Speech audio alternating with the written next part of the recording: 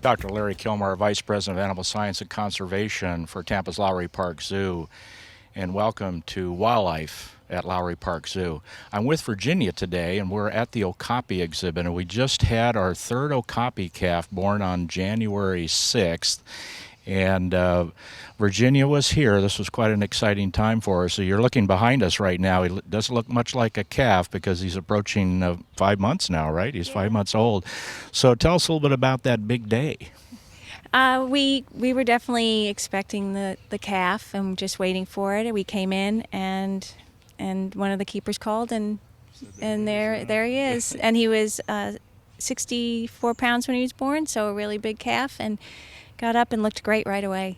I'll tell you, this the male and female here are fantastic, and the mother's just an excellent mother, a good maternal instincts, and so the calf has to stay back behind scenes for several months because it goes into what's called a nesting phase. So, what's kind of the activity level of the calf over the first several months?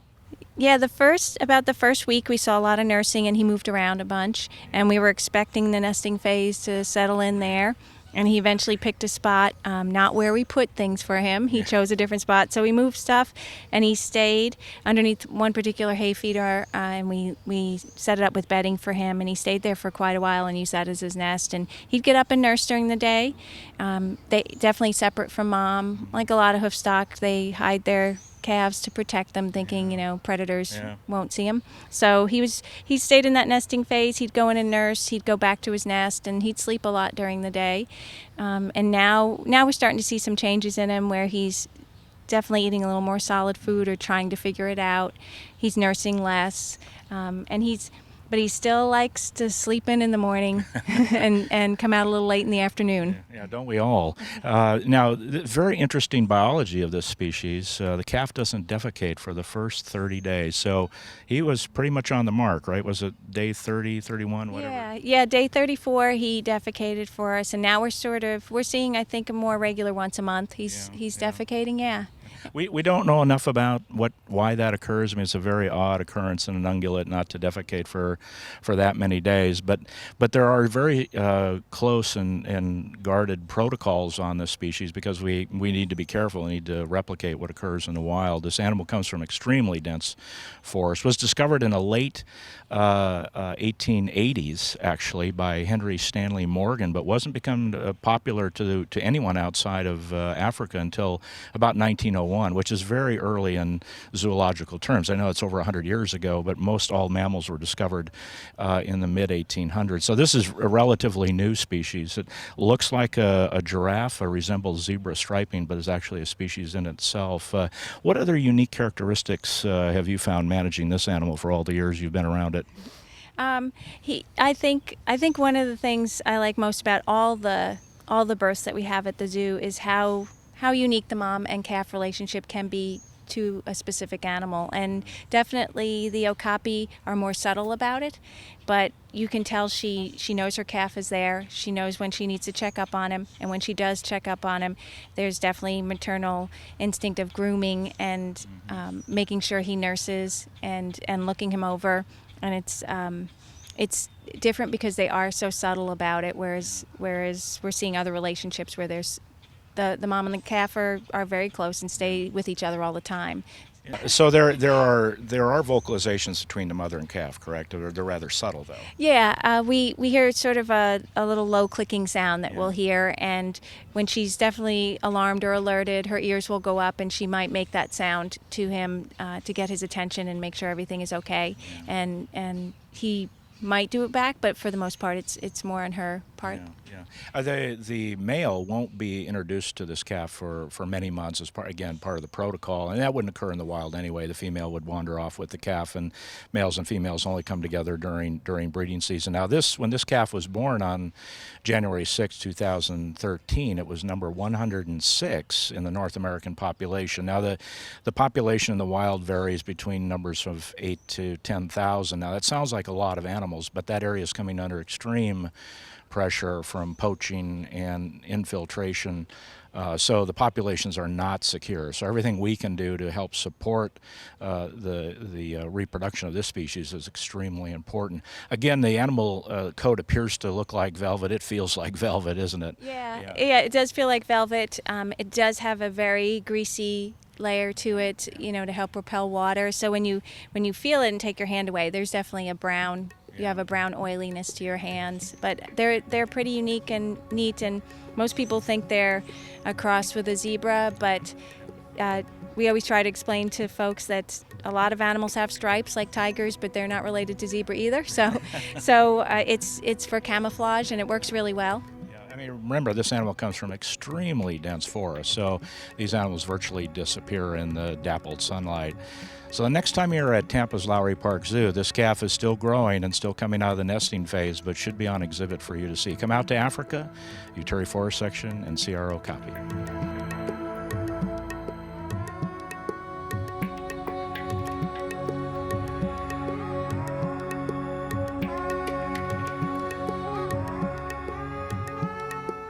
We're here in the Asian Gardens at the Indian Rhino exhibit, and we've got some exciting news. So what happened last week, Angela?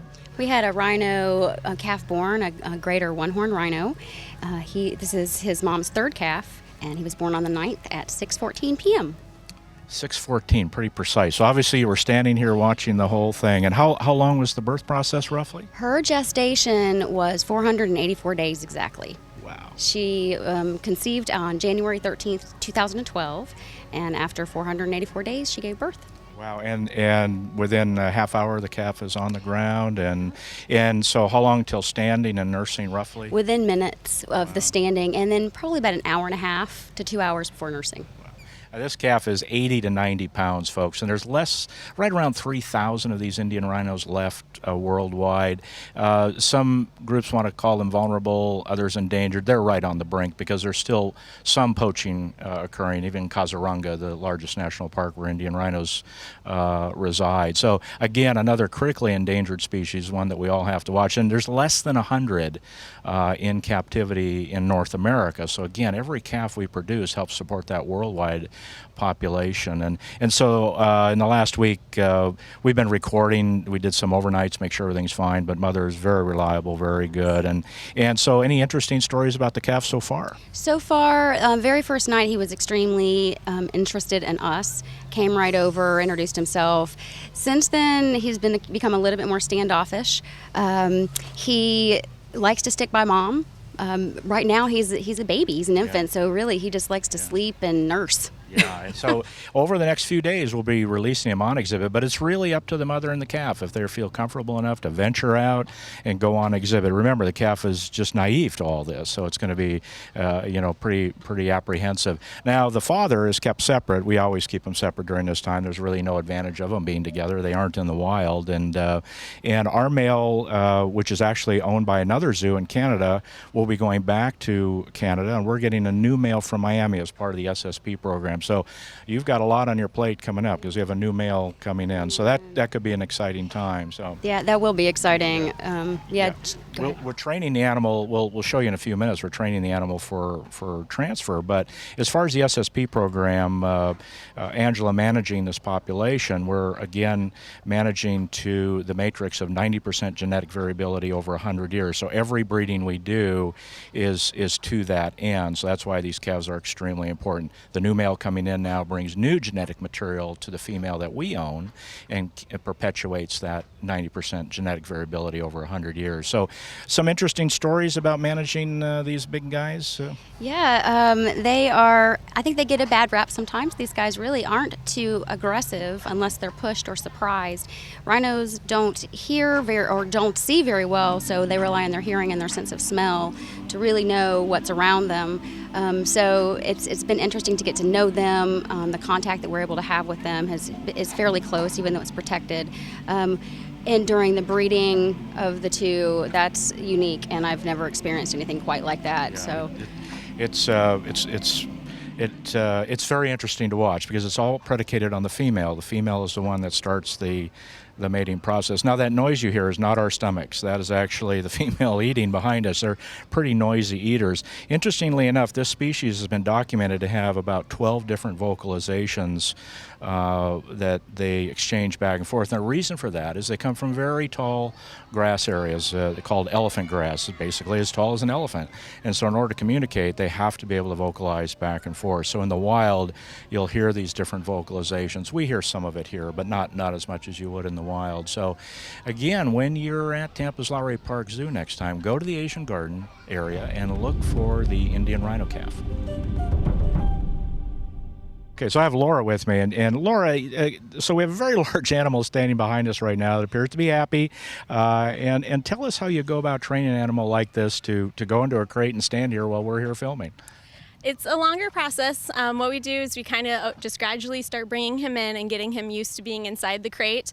We use a lot of things that he likes to eat, so hay, all of his produce that you can see, and then a lot of different kinds of browse that he likes, oak, stuff like that. So we start step by step. So he actually puts a couple of feet in. Then we start from there. He'll put a couple more in as he gets used to it. And we stand on the side of him, making sure that he knows that it's okay, because he's used to us being near him. And we kind of go step by step until he is completely inside the crate. He's not nibbling on my shirt right now. I know he's pretty close, but it feels like he's nibbling on my shirt. Now, in order to do some of this training, and some of the benefit of this training, is we're also able to take a blood draw on an animal so we understand what's going on with it, make sure he's healthy, that isn't running any fever or any issues like that. So you've trained this animal for a blood draw, and how did you do that? Same thing, step by step. So after we bring him into the crate, we actually do all of our training inside this crate behind me. Once he's in there, we start desensitizing him to us being around him and touching him. We do blood draws from his legs, so we start touching his legs, and then after he's used to that, we start poking him a little bit. After he's used to that, then we go ahead and we actually start doing what we call just mock training. So we'll go ahead and poke him and not necessarily take any blood as soon as he's used to being poked with a needle. Then we'll go ahead and actually do his blood draw training. Now, all of it, like you had said, is all voluntary. So when he does come into the crate, if he wants to leave at any point in time, he can, and then he can come back and we'll restart the training over again. Now, you remember on previous programs when we talked about elephant training, this is the same philosophy. It's all volunteer, but it's a very slow, careful process that the animal used to all this. And the benefit is that, let's say we are pulling a blood sample, we're getting a very good blood sample. We're not getting an animal that's excitable, that maybe some blood values would be different as a result of that. So we're getting a very, very good, reliable blood sample. And we can do this as frequently as we wish once the animal's trained, and that gives us very good baseline data. Now, again, this is a very large animal, and for him to have the trust in the keepers and the process just takes a great amount of patience. You see, he's just walked away from us, and it's like, okay, you walked away. It's no problem. But the benefit is just outweighs all of the time and effort that you put into it. So the science of animal management has changed dramatically, and this is just one of the side benefits. Any interesting stories you want to tell us about the training? Did he throw a curve at you every once in a while? A couple times when we start to do some training for some of the guests that come, the crate doors, because it is voluntary for him to come in, he does tend to like to shut them on occasion for us. So he'll walk up and just kind of shut one of the doors. He'll open it up back later, but it's just kind of funny to see him maneuver the doors around when you're trying to get him to come into the crate. It's a little curveball. Yeah, but again, it takes just relentless pursuit of this process. So you're not going to see this. This all happens behind the scenes, but this is some of the science and management that we apply to this species in order to affect those SSP recommendations, move animals, and make sure the move goes successfully and the animal arrives in good condition.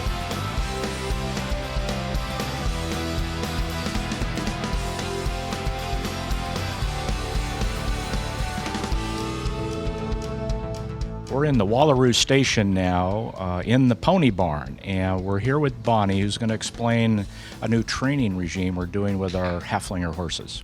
Bonnie, tell us what's changed in the horse training. Well, what we've really done is we've moved to a style of training called operant conditioning, and we're utilizing as much as possible strictly positive reinforcement with our horses. More traditional training methods relied a lot more on punishment and forcing the horse to do what you wanted them to do. Instead, we are asking the horses to willingly cooperate with us and rewarding them if they behave the way that we want them to. So this is again consistent with what you saw with the Indian Rhino and what you've seen previously with elephants. We're trying this. I mean, it's been a difficult transition for staff as well as for the horses, but we feel it's well worth the opportunity. Now, Lauren, who is performing the training right now, you'll hear a clicker noise, and that indicates when the horse has done what she wanted it to do, and then there's a food reward that matches that. Now, these Haflingers, this is a draft horse that was developed in Austria and northern Italy. It's been around for many, many, many years, and actually comes from the township of Hafling, coincidentally or not. And the horses are very sturdy when it comes to riding and carrying children and pulling wagons. So they're a very good animal, very good tempered, very mild-mannered. Bonnie, what have been some of the challenges in this transition? Well, one of the first challenges was when we removed punishment from their existence. So they figured out pretty quickly that they weren't going to get in trouble if they did something wrong. So they, like most kids, decided to see where the boundaries were. So then what we've decided was we kind of went back to the basics, where right now what Lauren's doing over here with McCormick, he's pretty much still in pony kindergarten.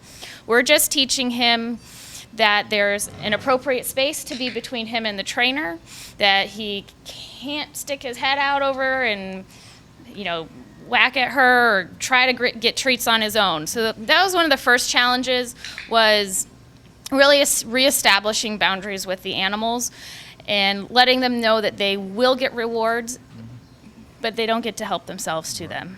Yeah, I mean, this is a smart animal. They pick up, they also know how they can, press the envelope, so to speak. They know how far they can go with something. And by punishment under the old means, it might going off lead or pulling off to one side or something like that, where you'd guide the horse back and try to correct all that. And that's a challenge when you're using this new system. So the staff's going through all this, and the horses are going through it, and it's a real learning process for everybody. And hence, it's taken us longer than we thought, but we think the end results are well worth it. Any interesting, funny stories that have occurred during this process, either with the horse or staff? Oh, well, from time to time you inadvertently reinforce at the wrong time. So maybe you're trying to reward the horse for keeping its head still, but right when you were using your little clicker, it started lifting its leg. So now the horse thinks, oh, I want you to lift my leg. So we have a few of our male horses in particular who trained some new behaviors for themselves. Also with our boys, they get very, very excited about training, and they like to show it. So need to say no more. So we're working on getting them to relax a little bit and enjoy their training. And what is the treat? What are you giving the horse when they do the right behavior? Well, we try to mix it up a little bit. One of the key tenets of operant conditioning training is that the more variable the reinforcement is, the stronger it is. So sometimes it might be a little piece of carrot, sometimes it's 5 pieces of carrots. It might be an apple, piece of pear. We also have Timothy cubes. And we also use tactile and verbal reinforcement as well. So each horse kind of has a special place that they like to be scratched. So that gives us a few more tools instead of having to, we want to manage their weight. We don't want these guys getting overweight, getting too many food treats throughout the day. So we, might scratch one of them behind the ear, the other one likes it right behind the shoulders. So it gives us a few other ways to reinforce them. So for the average visitor, when we're done, they probably won't see much of a difference when they get on the horse to ride. But if you watch carefully, you'll notice that there's a different type of training going on with our Haflingers. So come on out and enjoy the horses.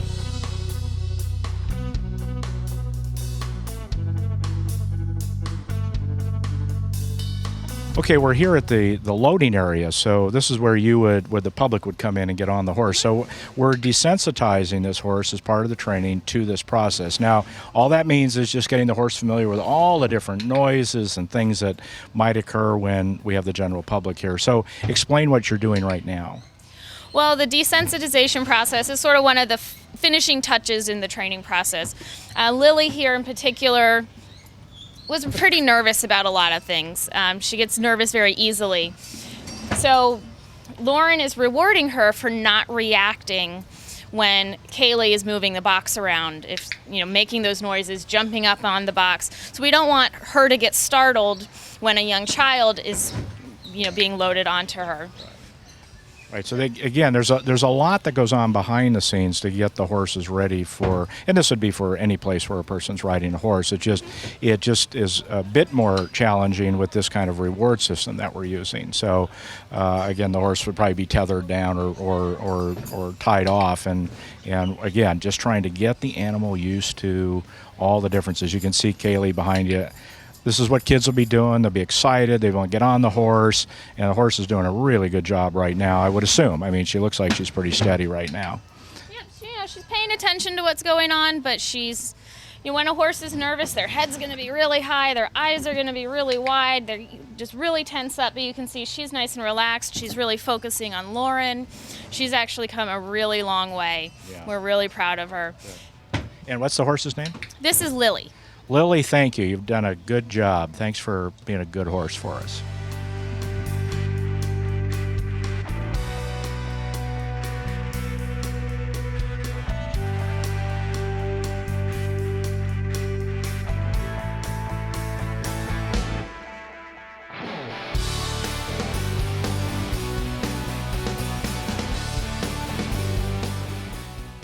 At Tampa's Lowry Park Zoo, we exhibit more Florida wildlife, native wildlife, than any other zoo in the United States. And we're very proud of that fact. And we dedicated a great amount of exhibit space for those species. And one of the species that's on our trail, on our Florida walkway, is the Florida black bear. Now, this black bear ranges all over the United States and is a native to Florida. Recently, we received 2 females, one from Montana, a rescued bear, and one from our backyard in Homosassus.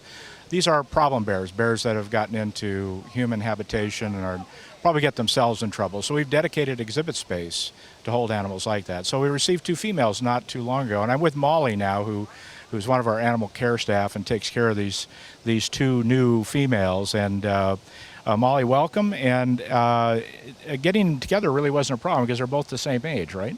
Yeah, they're both about a year old. Obviously, they're not from the same area, but when we put them together, they actually seem to get along really well. And in fact, we had received one before the other, and it actually has made them both better in the end, that they seem to play with each other, they interact, they actually will rest together and kind of keep each other company, which actually worked out really well for them.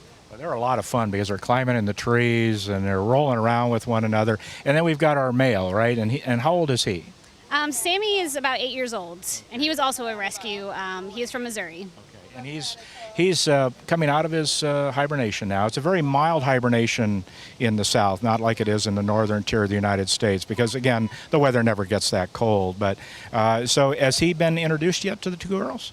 He can actually see them every day when he's inside with them.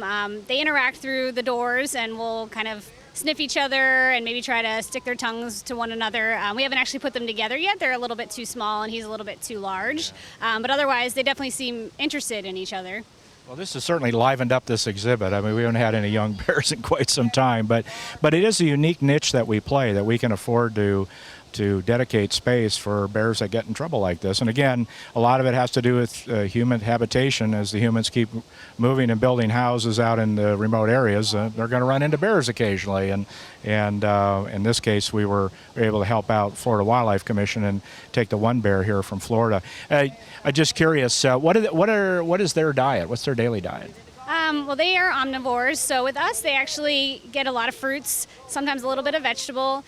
We actually will give them an omnivore biscuit, which is made just for animals like these, that helps with their diet. As they get older, they may eat fish, they may even eat a little bit of meat, but the majority of their diet ends up being fruits and vegetables. Yeah, omnivores eat, a variety of things, like she said, fish and maybe some meat, vegetables, and berries. You'll see bears at certain times are very good in the wild at knowing exactly when the berries are ripe, and it's a great treat for them. And do we do any kind of conditioning to these bears? Do they come into your voice, or do they know it's just time to come in because it's food, or? For the most part, they have just sort of been established. They know their names, or at least we think they know their names, and will come over to us. They definitely enjoy their food. They know sort of when feeding time is, so they spend the majority of the day outside, and then in the evening, if we just call them over, they know it's time to come in inside. They know the routine. They are very smart, and they caught on very fast. Well, Molly, thank you very much. And when you're on the Florida boardwalk, just about halfway down the boardwalk on your right-hand side will be the black bear exhibit.